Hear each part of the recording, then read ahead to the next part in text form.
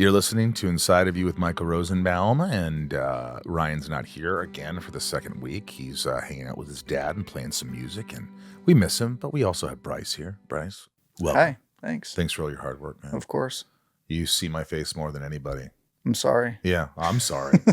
We got a great guest for you this week. Boy, is it a really great guest. It's a good episode. It is. If you're here for Alan Ritchson, listen, I hope that if you love it enough, you'll say, I'm going to give this podcast a chance. This is a little podcast that with the patrons who support the podcast, patreon.com/inside-of-you, our loyal listeners have kept this podcast afloat.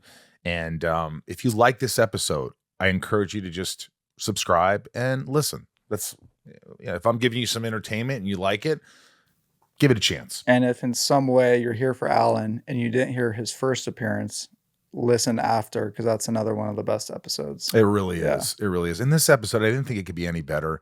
And he gets into some really important things that I was blown away by, that makes me put bipolar in, it puts it in a different perspective, because it really makes it was easily understood. He made it, put it in layman's terms.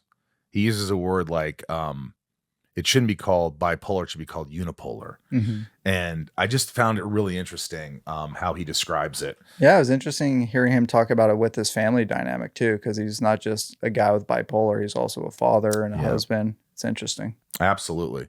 If you want to follow us, which is important, at Inside You Podcast on Facebook and Instagram, at Inside You Pod on the Twitter. And you can watch these episodes on YouTube for the time being. And I encourage you again to join Patreon and support the podcast. There's so many perks. I write you little messages. I send packages of things. There's Zooms. There's YouTube lives. There's with me, where you ask questions from me. You get to ask questions on shit talking to guests. You get your name shouted out on each episode. A lot of perks, and you help out the show. I figure if you're getting Hulu for $14.99, you could be a patron. Yep. Right? For whatever, 99 for cents. For not $14.99. $14.99. Boy, would that help. But there's all different patrons. So whatever you can do, or just listen, honestly.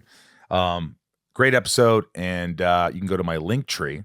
Lastly, before we get into this episode, on Instagram, at the Michael Rosenbaum. And it has everything. My Cameo, if you want to do Cameo, if you want to see what cons I'm going to, my live podcast with Kristen Ritter, Breaking Bad, Jessica Jones, B in Apartment 23. She's my guest at a live podcast at the Regent Theater, January 24th, 7:30 p.m. or 7 p.m. Look at it on the Instagram link.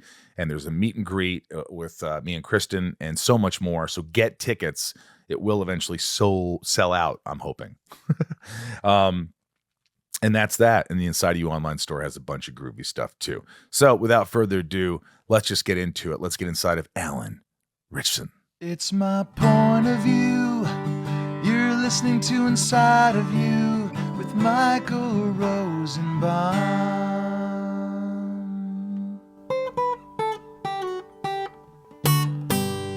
Inside of You with Michael Rosenbaum was not recorded in front of a live studio audience. First of all, it's like, happy birthday. Your birthday's in a couple days here. Oh, yeah, that's right. Oh, thanks. Oh, that's sweet of you. 40 years old. I'm going to be 41. 41, so I'm 10 years older than you. A little over than 10 years. Gross. You're so fucking handsome. I mean, do you feel 41, or do you still feel like you're like in your 20s or 30s? You know, I mean, no, dude. I've aged so much. Life has not necessarily. I mean, definitely. You know, I'm settling into a body that doesn't do things like it used to. In fact, I just put a post up on Instagram about a run that I went on, where I was really wrestling with sort of the just being content with what I'm able to do these days, you know. And part of that is because of age, but part of it is because of the size that I'm at now. You know, I used to run a lot, you know, but for a guy who in my 20s and early 30s, really, I would go rip like 13-mile runs just for the fun of it, around the hills of LA, and like run really quick clips. I can't do that kind of stuff anymore. Like now it takes a lot of effort for me to run 4 or 5 miles, and it's painful and it leaves me sore for a couple of days. And, you know, that's age, you know, but there's also the life experience that I've had, and there's been so much of it, the work, the jobs that I've had, where life has taken me, the problems that I faced at home and at work. And it's all helped me really settle into this place where I'm like, you know what? I'm a middle-aged man now. And we've got to learn to take things slow. We've got to learn to accept other people's best. And that might be average, you know? Yeah. It's a conversation I have with my psychiatrist all the time. Average is hard. Average is hard. And I feel like I've been given a motor that burns above average, like at a speed that's too much for most people to handle. And a mind that kind of races at a pace that's like a lot faster. And so it's hard to slow down for people sometimes, you know, and go like, okay, let them figure this out. I've already thought about this. Learning, you know, like learning to be content and grateful for the gifts that I have and accept just all the people in my life and how different and diverse they are. It's just that is what, you know, I feel like a middle-aged man now. Well, I'm wrestling 51. with all of this. Yeah. I'm 51. This one comedian says, I think I've said this before, but he says, you know, they say 30 is the new 20. They say 40 is the new 30. But when you 50, you just 50. No, nothing new about that shit. Only difference is you got to grab that railing when you. Is that true? You know, you said something. You wear it real well, man. You wear it really well. Well, look, this is happening the day after Thanksgiving, so I'm like in a cloud, like all the food, and my friend made Jello shots, and I had some pot taffies, and I just had fun, and I karaoke, and So it is then. So 50 is the new 20. There's really now it's coming full circle. Well, 50 might be the new 20 last night. But the day after is 50 is the new 80, because that's how I feel. I feel like like my neck, my back. Wasn't there a song? Yeah. My neck, my back, my back. We can't say it. Yeah, I didn't say it. Kids watch. But you said something important a second ago. You just said, you know, in layman's terms, it was something like you just do what you can. You do your best. You don't need to push yourself if you're in pain. Like, you know, that's what I got from it. I'm like, hey, you said, like, whatever you can do is what you do. It's not about, oh, I have to be this guy. I have to be able to run 13 miles. It's like, hey, if it's a half a mile, I'm doing it. I'm feeling something. I'm going to go back. I'm going to home. I'm going to rest. I'm going to ice. I'm going to do whatever it takes to take care of yourself. I mean, I'm guessing that's what you do, because you said something with your size. Yeah, no, totally. Yes. I mean, there's like, you know, people talk about the power of now all the time, right? I mean, we've got the Eckhart Tolles of the world shouting from the rooftops that we should focus on the now, right? Well, what is the now? It's meeting ourselves where we are in that moment. And we have to bring some compassion for ourselves. There's a lot of love in being willing to meet ourselves where we are. And I, you know, for the longest time, I would punish myself with the kind of abuse, like even in the gym, where I go like, if I die on this treadmill, I've won. That was my mental philosophy working out. If I die doing this workout, I beat the game. Like I won. And there's no love in that. There's no love in that. So we've got to find the fine line between pushing ourselves to be better tomorrow than we are today. But we can get there by finding compassion for who we are and meeting ourselves at our best where we are right now, you know? So, yeah, that's important. And where I'm at right now physically, you know, I'm wearing a lot of weight for the role of Reacher. How much do you weigh? 240. Wait, 240 what? Well, 240. I mean, I'm probably actually, you know, I've been working out pretty hard. I'm probably 245 now, but a little heavier now. But yeah, I'm that's a lot of weight, you know? So like for me to be running around the hills, not easy. What hurts? What a big guys. You know, you got a lot of these guys like my friend Dave Bautista, and you got Jason Momoa, and because I really put you on that. You're on that tier. To me, you're like you're super talented, and your comedic timing is amazing. So I'm like, you know, and I want to get into that. I want to get into your trajectory and all that. But in terms of like your size, like, is it really hard on certain parts of your body to be that big? I think it's hard on the heart. You know, I mean, think about like, so there's a couple of things that I start to feel. It's the lung capacity feels like I just can't keep up, you know, like if I did sprints this morning, and it's just amazing how quick I'm like, oh, like really winded, and it wasn't always like that. But I'm trying to get a lot of oxygen to a lot of muscles. But I weigh 240 pounds, and if I'm climbing, there's some hills out here where I am, where I'll run these hills. If I'm climbing up a hill, it's a little bit like doing lunges for 20 minutes straight. I mean, for most people, throw 280 on your shoulders and do 20 minutes of lunges. Your muscles are going to explode. So I feel like when I'm running, I start to feel my muscles aching, just because I'm pushing a lot of weight one step at a time, without breaking, and you feel that. So it's tough. You got to make adjustments when you're wearing this kind of size. And some of the guys you mentioned, like Momo and all them, he's got his out. He's like a world-class rock climber. So there's some activities that he does, like insane, like a spider monkey. But I don't think he's out there running. So I've got to make we got to make adjustments for that kind of thing. Do you think that there's a time in your life where you'll sort of, because to maintain that, and a lot of times you look at these guys and they're like, if they ever stop working out, well, they're probably going to be fat. Yeah. Right. Yeah. So have you ever had a DEXA scan? No. What is that? Do you know what that? A DEXA scan is a fancy new scan. It's a little bit like, it's kind of like laying in an MRI machine. Oh, kind of, Prenuvo. I did Prenuvo, where a body scan. A body scan, right? And it'll tell you your muscular composition, your body fat composition. It tells you like you'll know all your sizes, measurements, but you'll also get your caloric values. So you're going to know exactly what you need to maintain your size if you want to gain weight. So for me, I'm just shy of 4,000 calories a day just to maintain. So if I stop working out for a little bit and I'm still on that, I've trained my body to eat 4,000 calories a day. It would take me about 3 weeks to blow up, so it does take a lot of consistency. I work out 5 days a week, it's got to be a lifestyle. But what we talked about last time, I think I mentioned last time we spoke, which, by the way, I'm so grateful to have been a part of this once before. Yeah. I have so many people stop me. Not about Reacher, not about Thad from Blue Mountain State, which I get a lot of.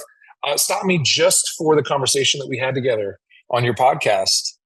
Me too. And I think it really touched a lot of lives. And I just think it's, again, I'm grateful for what you do. Thank you. And grateful to be here again. But the last time we talked, I think I mentioned that I had just started taking testosterone. Wasn't that true? I think so. I can't remember exactly, but maybe. Yeah. So I had just started. So after season 1, I'd broken my body, trying to build it up and trying to carry the schedule that we had. And I had a broken shoulder, and I was taking a very powerful NSAID for that. And all of it together collectively just killed my testosterone. So I had to get on testosterone because my blood levels were non-existent. Since then, I still take testosterone. It has made life so much easier for me in my 40s to do the things that I need to do for my job, like keep weight on at 240 pounds of like solid muscle. So that's a big part of the secret. And I'm not going to lie about that. No, I want people to know, because I want people in their 40s, late 30s, early 40s to know this is a legitimate opportunity for us. Like it's like a cheat code, but this is your body's, this is your body's own material. Yeah. So just help it. You know what I mean? This is good stuff. Working with a doctor, get your blood. If your blood levels are fine, great. You don't need it. There are side effects to be, it's hard on some of the organs if you aren't careful. What's a good level? Take too much. What's a good level of testosterone? Like there's normal levels like up to like 1,100 or whatever. Like what is? Yeah. What's I your think the numbers changed. I understand, the way I understand it, the numbers have evolved down. So I think it used to be between like 500 and 2,000 was like healthy levels. I think it shrunk a lot. I think now if you're like in the 1,500 range, you're really high. But I think you want to be I think you want to be somewhere between like 500 and 1,000. And I'm sure some people will correct me, and I hope so. So we stay right at the upper end of that scale, right? With my doctor, but it's made it so I don't have to put so much wear and tear on myself in order to grow or develop or maintain. So it's a big part of it. Yeah, and I want to add to the conversation that we had, because it was unexpected. It was one of those things where you and I are talking in the first conversation, And then you open up about how, you almost tried to end your life. And I was shocked, taken aback, and also I felt this wave of just appreciation, admiration, and boy, do people come up to me as well and tell me how much they were affected by it. And a lot of people don't open up.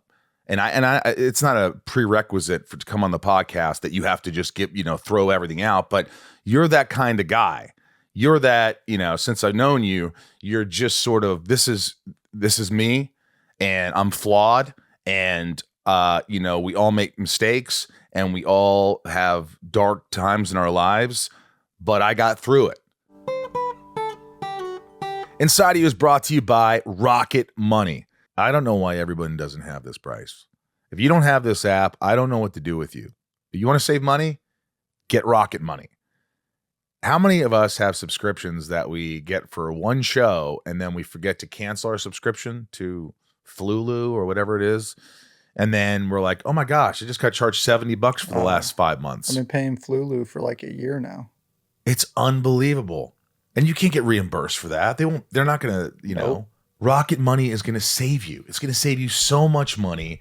And it's hard. It's hard to save money these days, let alone waste money. And Rocket Money is there. Rocket Money is a personal finance app that finds and cancels your unwanted subscriptions, monitors your spending, and helps lower your bills. Rocket Money has over 5 million users and has helped save its members an average of $720 a year. That's awesome. With 500 million in canceled subscriptions. They'll even try to get you a refund for the last couple of months of wasted money and negotiate to lower your bills for you. On Flulu? Correct. Whoa. But they will. They'll negotiate to lower your bills by up to 20%. All you have to do is take a picture of your bill, and Rocket Money takes care of the rest. Stop wasting money on things you don't use. Cancel your unwanted subscriptions by going to rocketmoney.com/inside. rocketmoney.com/inside. rocketmoney.com/inside. Inside of You is brought to you by Neurohacker. This qualia senolytic is just fabulous, Bryce. When a product comes along that you actually see a difference and you can talk about it and be honest about it. I've talked about this. Look, if you haven't heard about senolytics yet, it's a class of ingredients discovered less than 10 years ago, and they're being called one of the biggest discoveries of our time for helping to promote healthy aging and helping to enhance your physical prime. Now, your life goals in your career and beyond require productivity. But let's be honest, the aging process is not our friend when it comes to endless energy and productivity, and that's why I use Qualia Senolytic. If someone would have told me that there are science-backed ingredients that could help me feel 15 years younger in a matter of months, well, I wouldn't have believed it. Then I tried Qualia Senolytic. It's funny because I talk about this, but it's something that I wasn't even aware that they were a sponsor and I was taking. I was like, this stuff really works. And then when they became a sponsor, I was like, wait a minute. Oh, this is great. It's something that really just, I feel like I'm clear-minded. It's something that you just take 2 days a month, which is pretty awesome. You don't have to do this every day. It's 2 days a month. The formula is non-GMO, vegan, gluten-free. The ingredients are meant to complement one another, factoring the combined effect of all ingredients together. And it has a 100-day money-back guarantee. That's crazy. It is crazy. They just believe in this product so much, and so do I. But I do have higher energy levels. I do feel younger. I'm absolutely more productive and enthusiastic, and somebody who's had a lot of back surgeries here, I'm definitely less achy, less pains. I just feel an overall difference. And when I don't take it, I notice a bigger difference in the negative way. So this stuff is really amazing. Help resist aging at the cellular level. Try Qualia Senolytic. Go to neurohacker.com/inside for up to $100 off and use code INSIDE at checkout for an additional 15% off. These statements have not been evaluated by the Food and Drug Administration. The products and statements are not intended to diagnose, treat, cure, or prevent any disease. Neurohacker.com/inside for an extra 15% off your purchase. Thanks to Neurohacker for sponsoring today's video. I got through it, and you speak so openly about it that when people ask me what's your favorite podcast episode, this has got to be up there. I've done over 300, and I'm like, this is certainly, which just shows how much pain we're all in, right? Yes. Like how much we all suffer to figure out how to make this work, or how to, create the least amount of trouble for other people, or however we go about thinking about our escapism, our wishes, our fantasies, our sins, like whatever it is that we get into, we're all really struggling to figure it out. And to withhold the truth about what I've experienced, I think would be living a huge lie. And I think would be missing the entire purpose of life, which is for us to figure out how to enjoy this together, to connect with one another. And that's not my like natural disposition. Like I'm like a really reserved person in life, and it's odd because you go like, well, you chose a career where you're like way out front in front of a lot of people, but that I was just an opportunist to go like, oh, I really do enjoy. I really love what I do. I love being on set in front of the camera, figuring out how to master this character or story. I could completely do it in isolation. If I could take care of my family with a living, I could do it in isolation where nobody sees it, and I'd be just as happy. I don't like the fame. The fame aspect is super toxic, man. And so I don't like that, but I will use it if it will bring us closer together, if it will help us heal, if it will help us feel safe or like understood or less alone. And I think, I don't want to talk about it any more than anybody else does, but like, I have to make myself uncomfortable and go there. Because nobody's going to connect with me over like money and be like, oh, look how much money I'm making, dude. I'm doing so good. Like everything's so great. I got a family. I got this. I just bought a PS5. Like nobody's going to be like, I feel so seen. Yeah. That's not what we connect over. We connect through our pain. Truly, if we really want to, we have to connect through our pain. And no one's going to start that conversation for us. We have to be the one to start it. In our personal lives, we have to be willing to have deeper conversations where we go, man, I've been through some really tough times. Here's what I've learned. And then somebody goes, me too. That's where the we crave the deep connection. People talk all the time about, we're so torn apart. We're so divided. Our country will never be the same. Man, it starts with us in these little conversations that are honest. Yeah. Last night, and this is airing a little later, but it was Thanksgiving, and I told you that. But it was the first time. Every year we go around and say what we're thankful for. And there was 28 people over my house. And we're in the back, and I said, everybody come on. And it was hard to gather them. And they're like, no, come on. We're doing this. We do this every year. We're going to do it. We're going to be thankful. Farley-esque. And I had everybody go around and talk. And I never do this, but I went to each person and said what I'm thankful for. I've never done that. But we went around, and at least 5 people opened up and were crying, which a lot of people start crying about. They just, my friend Alex lost her dad recently. There was all these stories, and it was just so beautiful to see, because everybody's like, oh, I just want to say I'm thankful for this, and thanks Michael for being here. It just felt real. It felt just vulnerable and raw. And as much fun as we were having and all these things, it was just a great moment. And I love to see when people can be so just true, not only to themselves, but in front of others. And it was a beautiful thing. Man, it takes so much courage. It takes so much bravery to discuss even the simplest pains. And you leave feeling like you know them better, right? Like now you really know them. We know the thing that's behind a lot of their motives: to be kind, to be quick-witted, to be short-tempered, whatever it is. Like, once we start to know people's pain, we really start to know them. And now we can understand, and now empathy can enter in, and all of it. Yeah. But, I think it's our responsibility to be like you did, to foster that conversation.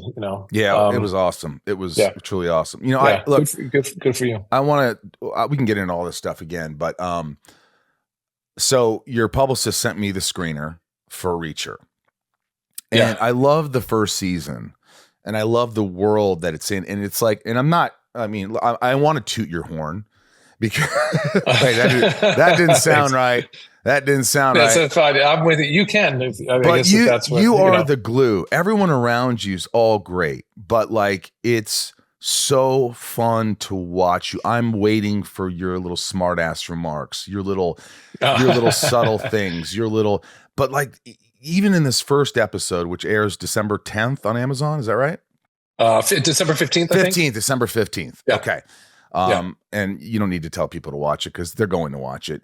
I just felt like another gripping story. You're watching it all come together, and there's this twist at the end where you're just like going, oh, now I know what we're in store for the rest of the season.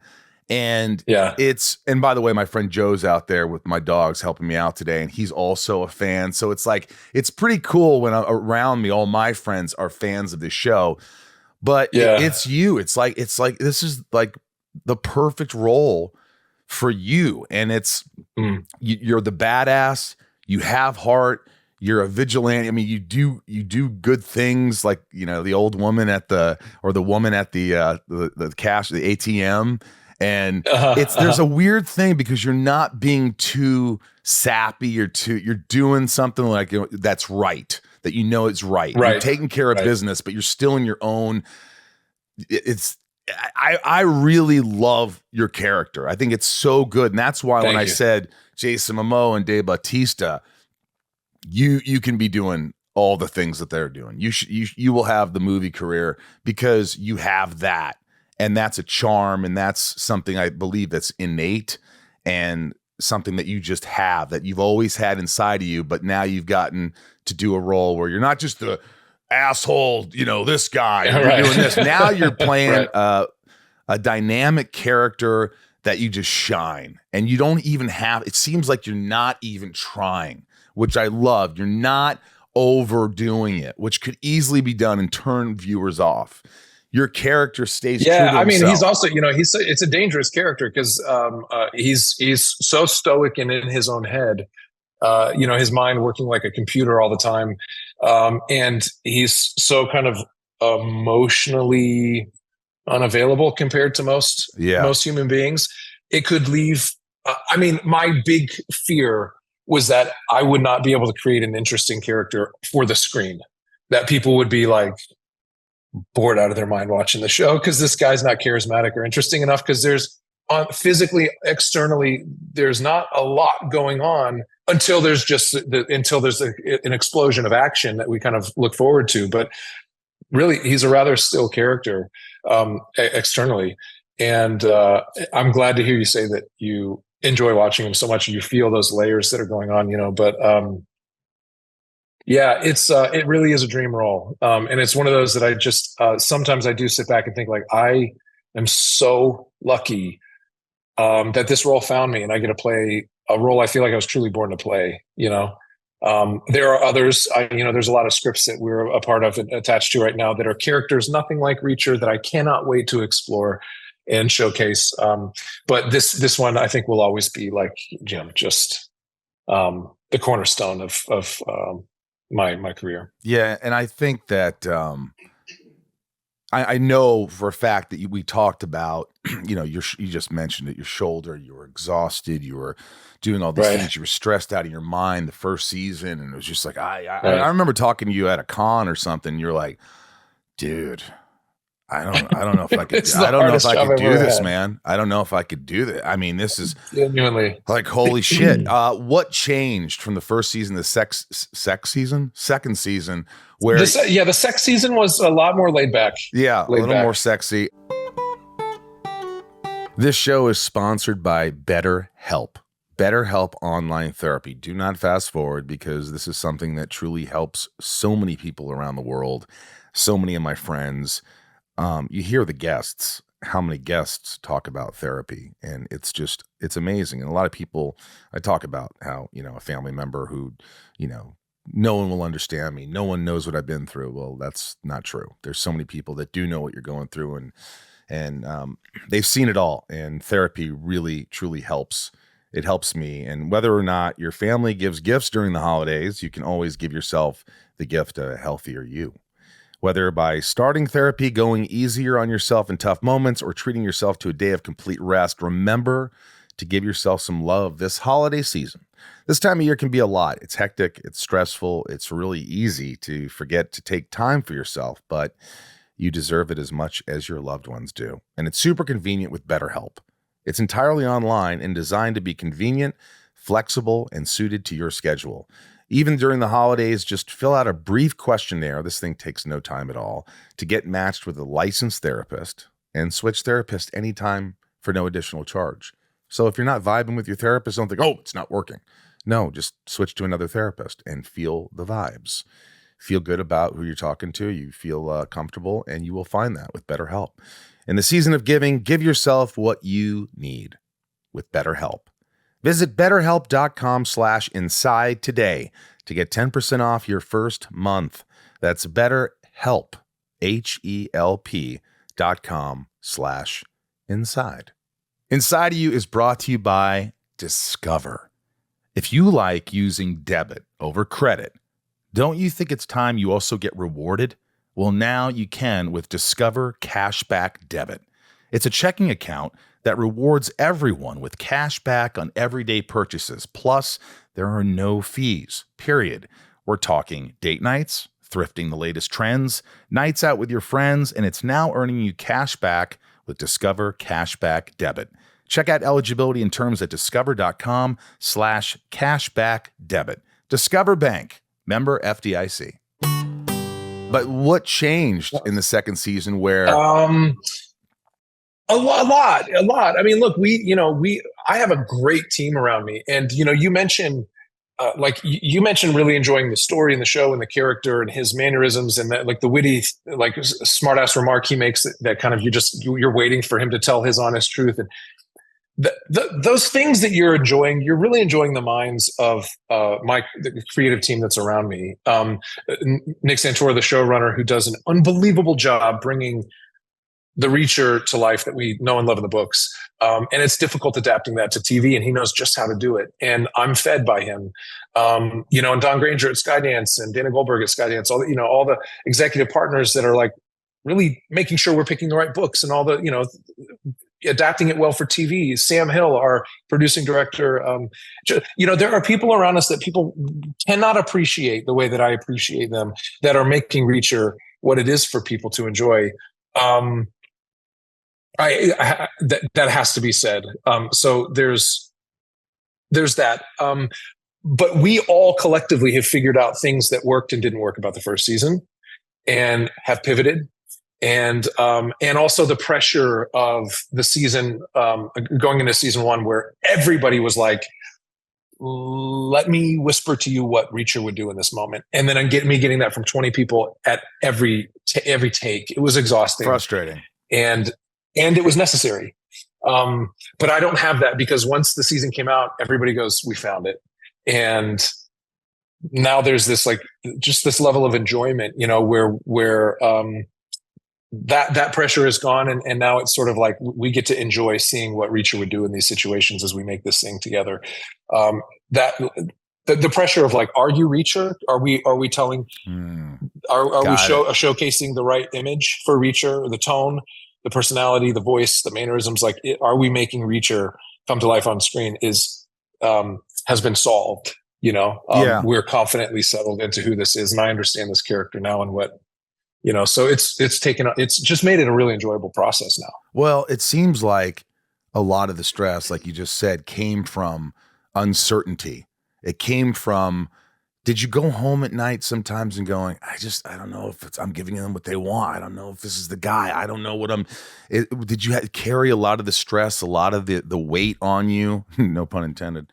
Man, I always felt like at the end of the day, because I worked so hard. People have no idea, dude. I set up entirely new methods for how I can learn scenes so that I could learn everybody's line, including mine. So I would learn not just my lines, I would learn everybody else's. And by knowing the scene that well, it gave me the opportunity to have 20 people tell me how they want me to do the scene and to pivot and do it that way. So I left so many options on the table season 1. There was no question about like, did I get the right Reacher? I knew there was some version of Reacher there. You just had to take your pick, you know, and that came from that came from the work. So it wasn't, you know, it wasn't so much that, it was just the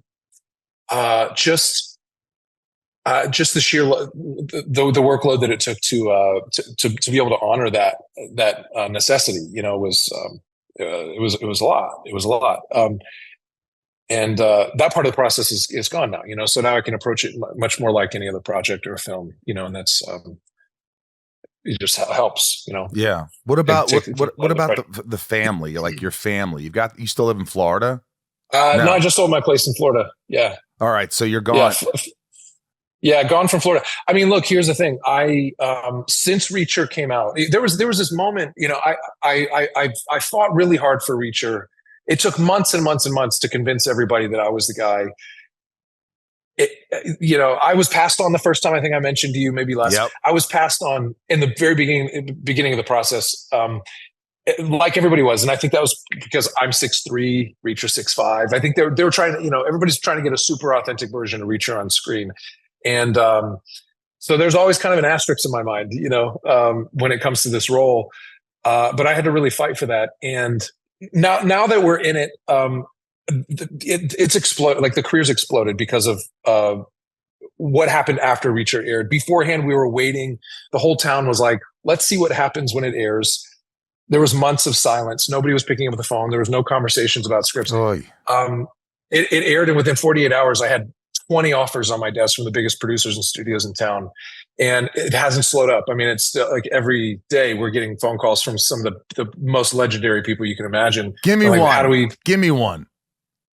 So I did a movie. Okay. So I did a movie with Jerry Bruckheimer produced. Guy Ritchie directed, called Ministry of Ungentlemanly Warfare. This is a movie I did for Lionsgate, Domestic, and Amazon International. So some partners that I knew and have relationships with on this, and some new relationships formed. This movie is so good. I cannot believe this movie is so fun.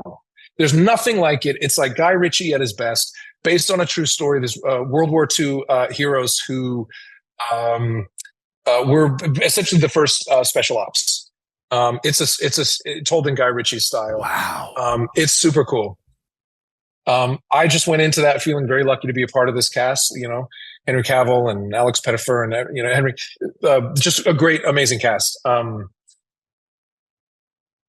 Jerry Bruckheimer calls because he saw the movie just a few days ago. He saw a cut of the film, and you know, he said we have to do something together, like with you out front. Come on, I know Jerry a long time. I'm buddies with him. Name drop, but like.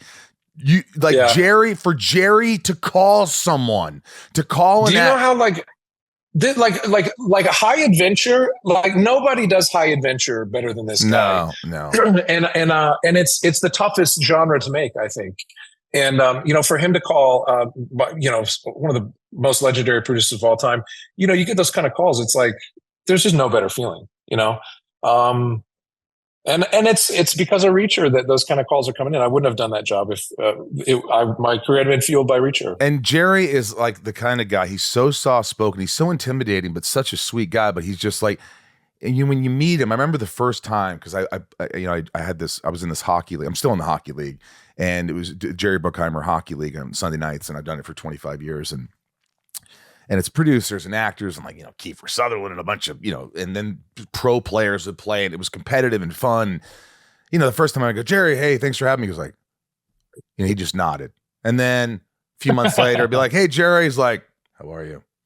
And then a year later, 2 years, 3 years, was like, hey, Michael. He knows my name. 4 years. Hey, Michael, you know, conversations. And slowly I built this little friendship with Jerry. And, you know, where we'd go and he'd go, you know, if you'd like to fly with us in my private jet to Vegas. I'm like, yeah. He goes, would you MC the event? And so, like, I'm like, for Jerry to call you you guys don't understand. Jerry Bruckheimer is not someone who just throws out compliments and throws out, like, for him to say, and I want to work with you. We're going to do something else. I mean, good for you. Good for you. Yeah. Oh, thanks, man. Thanks. I think that's an it's awesome. It's a dream. I'm so happy because I know how hard you worked. I mean, I saw all the shows. Even Smallville was like one of the beginning things. And then all the little guest stars you did, and even up to like Supergirl and Titan or Legends of Tomorrow and all these other things you did. It's like you work and you work and you know that you believe in yourself and you go, I'm bigger than what I'm being offered. I'm bigger than this. And you know it. And the people who represent you know it, but you're like, no, you don't understand it. I've had those feelings. And then when you suddenly get validated, for me, it's like, it's almost like your dad who never says anything, says, hey, I'm proud of you. It's like, it just validates everything you've been thinking. And it's a beautiful thing. And it's well-deserved. It is thank you. But you know what's funny? Clowns, Buddy It Hackett. is a beautiful thing. You're hilarious. You know, the secret to getting to that place for me was realizing I am bigger than my career, not in an egotistical way, but right. I am more than just my career. I had this, we may have dabbled in this last time we spoke, but I had this moment of existential crisis where I had to ask myself honest questions about who I was and where my identity lied in my life. And at the time, it was in ambitions. It was in material things. I had been making a lot of money, and I was surrounding myself with things that made me feel like, created the illusion of success in the world's eyes. And my career was my fixation. And it was when I decided I'm more than my career. What if my career were to disappear tomorrow? It happens to people all the time in our business. You're like, what happened to that guy? They were the one, they were the star, they were out front, and now they're like working at Starbucks. Nothing wrong with that. But like they disappear from in front of the lens, and suddenly you're like, what are they worth now? We are much more than our careers. We are so much more than our careers. We sell ourselves so short when we settle into a job and say, like, this is who I am right now. And maybe someday, maybe we have a dream that someday we'll have an identity that's a little bigger. Maybe I'll be a painter. Someday I'll have my own gallery, and that's what I'll be. We're more than that.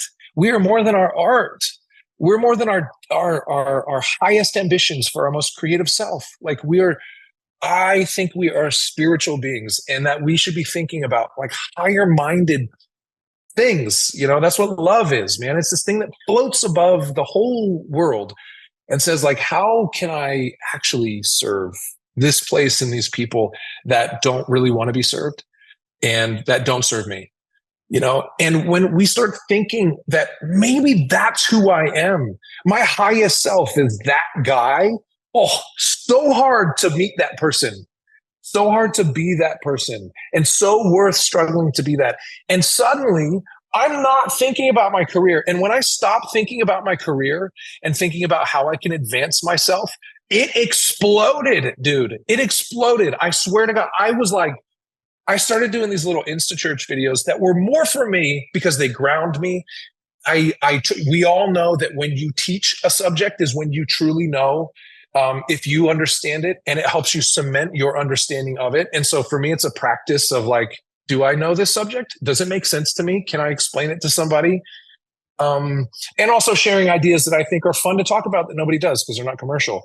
But I started doing that, and I told my wife before I posted the first video, I said, I want to make sure you're okay with me never working again in the business. Like if I have to be a plumber or something to make ends meet, because I have a feeling if I start posting these videos, people are going to think I'm some kind of nut job and I'm never going to work again. And she's like, I'm with you, and like, this is you being honest and authentic. And I like what you have to say, and go for it. and so I had her support, and I was like, all right, I'm never going to work again. And it was entering this space through that honest, authentic place of like, of, of eschewing an identity that was wrapped in career, that then the career takes off. It's the most bizarre thing that life does for us when we let go of what doesn't matter, and that's been my experience.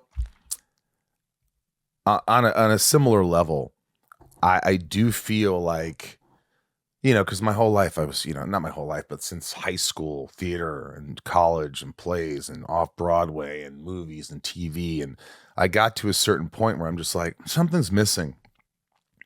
I've been chasing this, and I've had great success, and I'm very grateful, but I'm still empty. And why is that? It doesn't make sense. Like, people look at you, and you're right. You have a little money, you have nice things, you have good friends, you have a career. Why?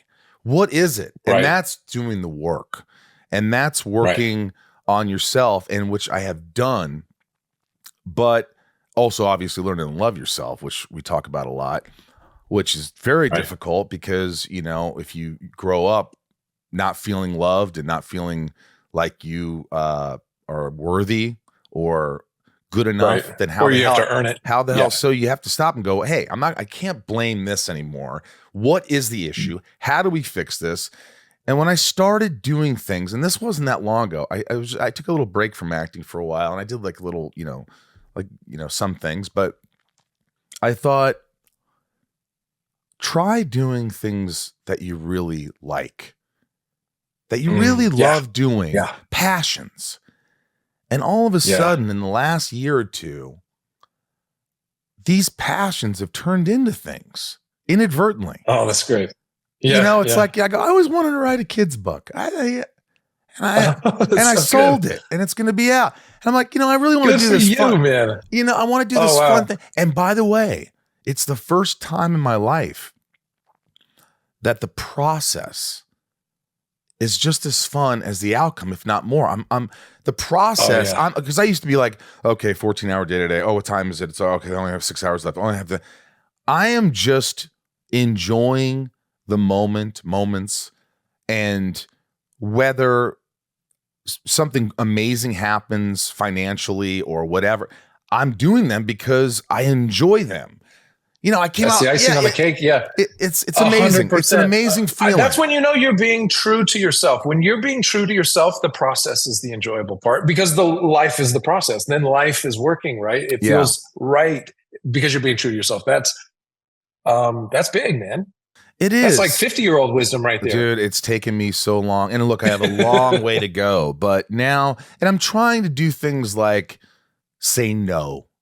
If you just don't want to do something, if it's fear-based, that's a different story. But if you don't want to do it because you're like, there's just not an element of fun in that, or there's not something that I can have passion for, then don't do it unless you have to do it, to pay the bills or whatever. But I'm starting to just relax a little more. I'm starting to not get anxious about every fucking thing. Look, I'm on a better path, and because I was on a dark path like you, I hit rock bottom, and I went to a treatment center for 3 weeks, and I just started opening up and talking about life, and boy, did it turn me around. It wasn't like holy shit, but it was like I faced a lot of things that I'd never faced, and that's what life is. It's a journey, and I'm happy that I finally see the light. I finally see like being enjoyable, doing enjoyable things that are things that I'm passionate about. So it's amazing when you're right. When you stop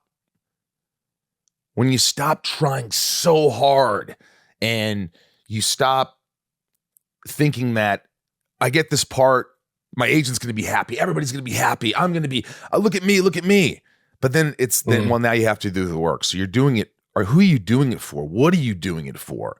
Admiration, adoration. But when you can do something and go, I want to do this, and I'm probably not going to get any adoration for this. Who cares? I want to do this. Yeah. I'm going to make a fart book. Yeah. A fart book is good. We need more fart books. Yeah. And so I think that's a beautiful thing. And it's nice to see that you've come around, because you've had more struggles than most people, if not all the people that I've interviewed. I mean, and you also talk openly about bipolar, right? I do. Yeah. Yeah. Bipolar is a funny thing.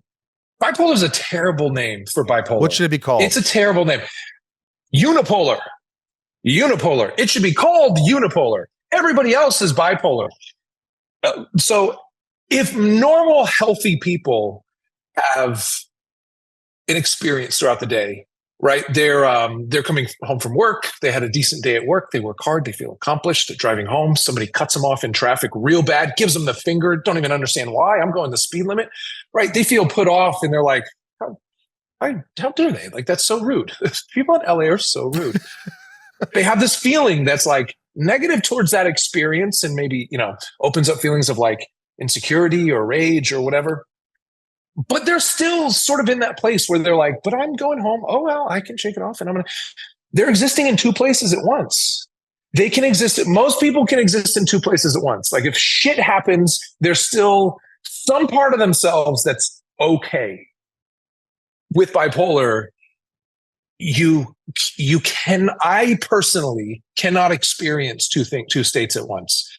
It is one of the most intense versions of that experience that you can possibly imagine.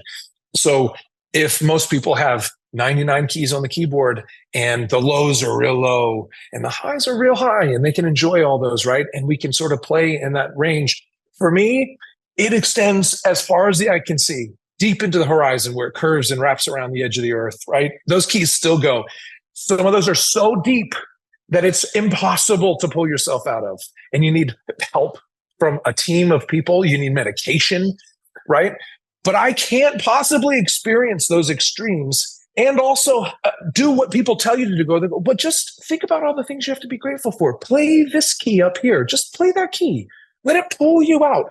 No, dude, there's no just playing that key. Until life stops hammering that bass tone for me, I can't come out of it. And there are times when I have this kind of out-of-body experience when I go, I should let go of this feeling. Like, I have to let go of this feeling. My family needs me. I need to be present with my family. There's got to be a way out. It's like I'm talking to myself going like, please. And it just won't, dude. That is bipolar. That's bipolar. It's unipolar. You are going to experience immediately the most intense version of whatever your experience is. And it's authentic, and there's no lying about it. It's so complex and deep, those feelings, that I can't act like I'm not feeling it.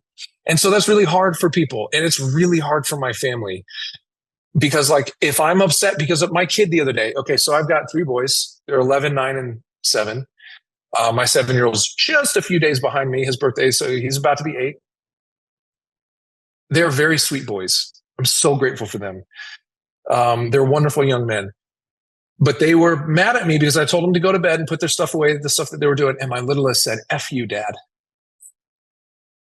I had quite a day, because I was out in the countryside for work at a place with no Wi-Fi, and I had press stuff. I was talking to Associated Press, and I was talking to Washington Post, and all these things that were supposed to be on camera, these interviews, and I couldn't get a signal, dude, and it was so frustrating. So I'm dealing with that, and then my kid tells me to F off because I asked him to go to bed, and I like lose my mind, right? And I can't pull myself out of that place to go like, he's just a kid. I experienced the feeling of a kid telling me to F off, and that feeling took over, and there was nothing else for like an hour. And it took me like an hour to finally kind of like take it off, dude. It's fucking the worst. It is fucking the worst. So what is it? I would give anything. Yeah. I would give anything to not be bipolar. But yet it's also the fuel to what I do in my craft. I can experience things as a character because I can tap into such wide-ranging emotions so deeply and authentically so fast. It's what makes things like Reacher interesting for you to watch. So it's a blessing and a massive fucking curse, dude. I give anything to not be bipolar. Wow. No one's ever put that in perspective. And I just was that is so gripping and so I understand. It's like the motherfucker just cut me off. I'm gonna fucking dude, you could have a gun. Come on, you're not that guy. You're too old for this shit. I have that voice. You're like, no, I'm gonna go fucking talk to that guy. He could shoot you. So when you get upset, you just kind of like, do you catch yourself going, no, you never talk to me like that again? And then you're that's what you need. So as a bipolar person, I need resolution. I have to have resolution because I can't just leave things on the table. Like, that's why I I have so many hard conversations with the producers I work with the creative teams I work with executives at studios that I work with. Like, these are corporate executives that are not used to like an actor calling and being like, I need to have an honest conversation with you about this process. This is not working. And let me tell you exactly why. It's making me hate life right now, and you sort of like, we need to find a different process. I have to have those conversations because I cannot be free of that terrible toxic feeling that is attached to the anger or whatever, the contempt, until we've figured it out. Like, it doesn't just go away. It lives burning hot until it's figured out, until it's figured out.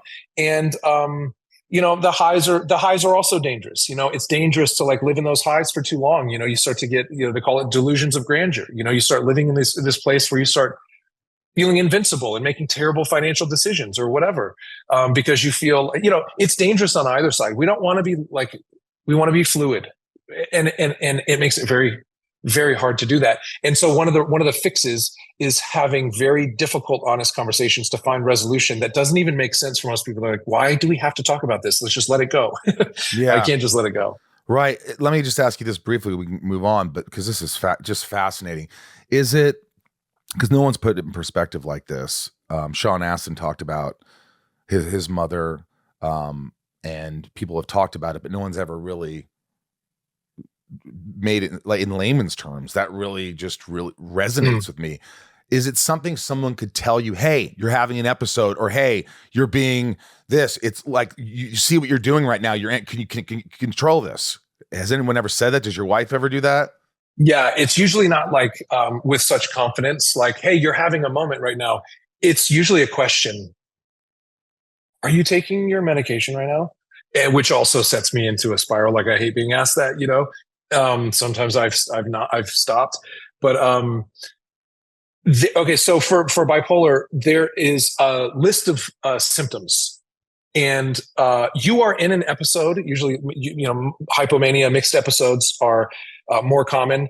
But if you're in an episode, I think you have to have 4 of these coexisting, this confluence of symptoms happening at any one time. You can be in a bad mood, or you can be irritable, or you can have reckless spending, or you can be you can be kind of having insomnia. All those things that are telltale signs of mania, they can be happening. I had a really hard time sleeping 2 nights ago, and it's concerning. That's a big red flag, man. When I stop sleeping for no reason, that usually is a sign that mania is on the way. And for it to truly be a manic episode, it has to be a confluence of these things. So what we have now is a list that I also have a psychiatrist that gets eyes on me once a week, and that's a really important thing. She can see sometimes my speech is it's not the same. It's much quicker or more clipped, or my ideas or thoughts are much more, I'm like hopping lily pads to different thoughts or ideas. And, she knows how to see all the signs. She's a bipolar expert. So, yes, those questions come, but usually it's about like, how many other things right now do we think might be happening? One of the weirdest, you want to know one of the weirdest things that is a symptom for me of mania? If I wake up one day and like 3 pairs of shoes show up from like Amazon, like boxes show up on my doorstep, I know that we're well into a mixed episode. Yeah. It is bizarre, dude. I have thousands of shoes. And the other day, we've gotten really good at recognizing, this is mania. I don't even know why, dude. I didn't even know I bought shoes the other day, but I woke up. I must have been up at night, transfixed. Hyperfixation is a thing, right? So hyperfixated on shoes, bought a bunch of shoes. I woke up and it was like on my phone, right? And so I was like horrified because I was like, oh God, I bought like 3 of the same shoes. So you don't like, even remember it? No, I didn't even remember it. Only proof I had was the receipt being open on my thing. And so I told my wife, I was like, I think I'm manic. And I got my doctor on the phone and we started talking about all the other things. And she was like, you're for sure into a mixed episode right now. And so we talked about upping my medication a little bit. I'm on Abilify. And it helps. By the way, what milligram of that? Well, I'm super sensitive, like unusually sensitive to medicine. So a little bit affects me. Like the very first time I took it, it was like an introductory baby dose, and I was like drooling on myself. And I swore I would never take it again. I was like this, like, you want to kill me? To my wife, like, you want me dead? And she's like, no, we don't. We just want to help you. Like, I'm never taking this again. And then so I was like, I am never taking that medicine again, to my psychiatrist. And we went like 3 or 4 weeks where she was like, okay, we'll find something. I started to have a real manic episode, and she was like, I think just please try it. And so I took it again, but during a manic episode, and I was like, oh, okay. I feel totally normal now. It worked. I just took it at the wrong time. And we eased into it that way. And so it's a small, it's one pill, it's 1 2 milligram pill is enough for me to sort of like, wow, you know, and we would increase if things are like really going haywire, would increase. And it was just, but since having eyes on this, since working with a psychiatrist who recognizes those symptoms, since reading a million books and being very open about it with my wife, we've learned to see the signs, and it's a language, and we started to speak the language. And so when, you know, we can approach it in a very different way where we go like, I think we actually need to have a conversation about maybe upping the medication right now and just pulling it in, you know? I love it. So it's helped a lot. I think, you know, I hate the idea of sitting in front of psychiatrists and being like, you know, just gets her magnifying glass out and like puts me under a microscope. Like I get enough people looking at me and touching me. I walk in the mall and like people are like whispering and I don't want people looking at me anymore. And I willingly subject myself to somebody going, let me look at your eyes right now. You know, I don't want to do that, but you know how important it is. And it's saving my life. It is saving my marriage. It's saving, like, it's worth it.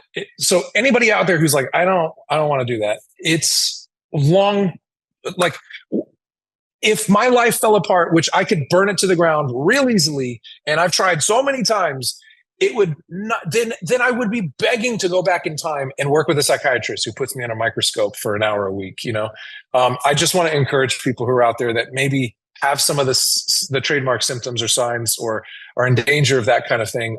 Before you burn the house down, like, you know, just get a team around you that can help you recognize these things and work with it. Or in general, go to therapy in general. I think therapy for people in general, if you're going through anything, you know, just having someone to talk to and bounce. I've talked about that a million times. All right, this is thank you so much for opening up. This last 20 minutes is just, I'm so engaged that I could talk to you forever, and I'll bug you in another year when season 3 comes out. This is so good. I just, you know, hearing you open up about this stuff. So Jack Reacher, Amazon Prime, December 15th, season 2. I got to watch the first episode, and let me tell you something, you're going to love it. He is more charming. There's a new story, which I love, a great twist at the end, some real good ass beatings, some heart. That's true. You know, I have no doubt this is going to be a bigger success than last year. I'm so proud of you. I'm so happy for you. Thank you. And I'm proud of you for more than all the, you know, accolades and the jobs and all this, that you're just authentic you, and you're working on doing all these things. I could see you're always working on being a better husband, a better father, a better friend, so, you know, it's giving me this time with you is I'm forever grateful, and I appreciate it. I hope you come back. And thanks, man. I can't wait to do it again soon, man. I love talking to you, and again, grateful to share this conversation with you in front of your audience. I look for opportunities to open up, and it's hard, and you've given me one, so thank you. All right, love you, buddy. Thanks. Jack Reacher, too, December 15th. Make sure you watch it. I can't wait. Please watch. Love it. Love him. Alan, you're a damn gem. I thank you for coming on the podcast, taking your time.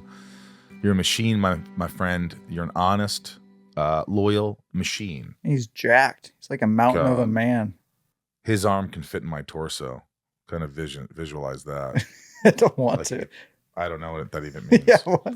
But thank you for being so humble and open and charming and super talented. So there you go. Yeah, he's just an awesome guy. I mean, I'd say this is easily top 10 episodes of all time. Like him as a guest. I mean, Definitely. And I told you what I love I've done too 300. is hearing guests talk about previous appearances and being noted for that. And it's not just like, hey, Alan, I loved you from Blue Mountain State. It's like, hey, I heard you on Inside of You. Yeah. It really helped me. Like, oh, that's rad. Yeah, I agree. Yeah. I agree. I think it's just fantastic. And if you missed out on all the things I'm saying about the podcast and all that and what it did, just go to the intro and listen to it. It's very quick and educational. And thanks for listening. And again, if you like this episode, please follow us and please support us and listen to more episodes. A lot of times you think you're listening to one episode. Oh, I don't know this actor. I'm not going to listen. But you learn so much from different people. And it's an There education. are a lot of good ones this year. Yeah, we've had a great year, knock on wood. And thank you, Westwood One, for all the hard work and getting us sponsors and also keeping us afloat with the patrons. We do appreciate you. Teresa, Brittany, you guys rock. I don't think they're listening. But anyway, there we go. Now it's time for the top tiers. These are the top tier patrons. And here we go. Patreon.com/inside of you. Nancy D, Leah and Kristen, Little Lisa, Yukiko, Jill E, Brian H, Nico P, Robert B, Jason W, Sophie M, Raj C, Joshua D, Jennifer N, Stacy L, Jamal F, Janelle B, Mike E, Eldon Supremo, 99 more, Santiago M, Chad W, Leanne P, Maddie S, Belinda, and Dave H, Dave Hall. I love my Dave Hall. Sheila G, Brad D, Ray Harada, Sabbatha T, Tallman, Talyam, Betsy D, Rhiannon C, Corey K, Dev Nixon, Michelle A, Jeremy C, Brandy D, Joey M, Eugene and Leah, Corey, Angela F, Mel S, Christine S. Go ahead, read a couple. Eric H, Shane R, Andrew M, Amanda R, Kevin E, Stephanie K, Jor-L, Jam and J, Leanne J, Luna R, Mike F, Stone H, Brian L, Jules M, Kendall Lowell, Jessica P, lowercase Kyle F, Marisol P, Kylie J, Brian A, That's good. Ashley F, Marion Luis L, Romeo, the band, Frank B, Jen T, Nikki L, April R, Randy S, JDW, Oral P. Remember that toothbrush? Oral B. Yeah, but I've never seen this name before. Oral? Oral P. Is that like an Maybe it's Oral. Oral.